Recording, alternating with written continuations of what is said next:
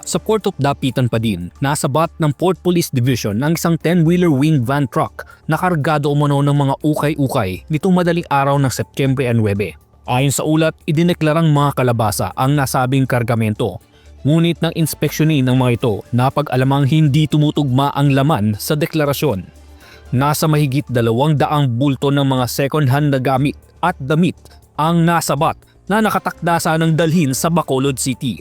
Ang pagbiyahe ng naturang kargamento ay malinaw na paglabag sa Republic Act No. 4653 na mahigpit na nagbabawal sa pag-aangkat, pamamahagi at transportasyon ng mga gamit at damit na second-hand. Nanindigan ng Philippine Ports Authority na patuloy itong makikipag-ugnayan sa mga ahensya ng pamahalaan upang mapigilan ang smuggling at iba pang iligal na aktibidad sa mga pantalan sa buong bansa. Paul Calayag para sa PPA TV.